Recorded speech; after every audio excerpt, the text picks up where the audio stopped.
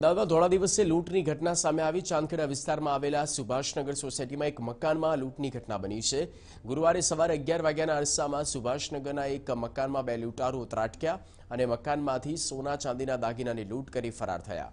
એટલું જ નહીં પણ બંધ મકાનમાં એક ગર્ભવતી મહિલાને ચપ્પાની અણીએ બંધક બનાવી। જો કે લૂંટારુઓ ફરાર થાય તે પહેલા પરિણીતાનો દિયર આવી જતા લૂંટારુ અને પરિણીતાના દિયર વચ્ચે ઝપાઝપી પણ થઈ। જે ઘટનામાં ગર્ભવતી મહિલાને તો હોસ્પિટલમાં દાખલ કરવામાં આવી, સાથે દિયરને ઈજા થતાં તેને પણ હોસ્પિટલમાં દાખલ કરવામાં આવ્યો। આ ઘટનાની જાણ થતાં સ્થાનિક પોલીસ અને ક્રાઇમ બ્રાન્ચ સાથે મળી તપાસ શરૂ કરી અને ઘટનાના કેટલાક સીસીટીવી ફૂટેજ પણ કબજે કર્યા છે।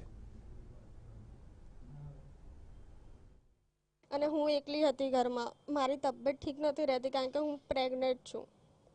અને એ એકદમ બે જણ અંદર અચાનક આવી ગયા। હું બાજુમાં કપડાં વાળતી હતી, હું ધીમેથી ઊભી થવા ગઈ કે કોણ આવ્યું છે એમાં તો એ લોકો બંને અચાનક અંદર આવીને મને કહે છે કે ચાકુ બતાવીને કહે છે કે તું ચૂપ રહે, તું કુછ બોલના મત। મેં કીધું મેં પ્રેગ્નેન્ટ હું, મુझे कुछ मत करो। એટલે એક વ્યક્તિ મને પકડીને અંદર લઈ ગયો અને બીજું જેના હાથમાં ચાકુ હતું, જેના હાથમાં બેગ હતી બ્લેક કરીને, એ બધું ફેદવા લાગ્યો। ચાંદખેડાના સુભાષનગરમાં ધોળા દિવસે લૂંટની ઘટના સામે આવી છે।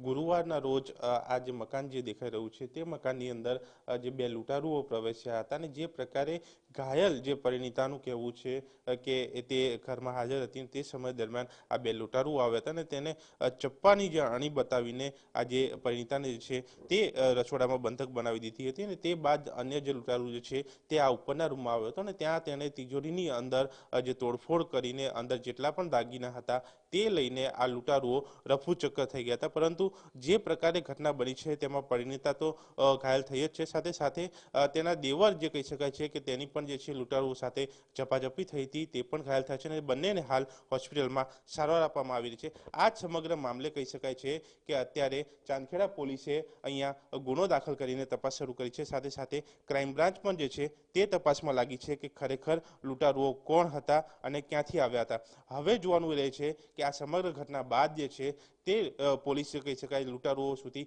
કેટલા સમયમાં જે છે પહોંચી શકે છે અને લૂંટારુઓનું પગેરું મળે છે કે કેમ। કેમેરામેન નેહલ સાથે દર્શલ રાવલ, TV9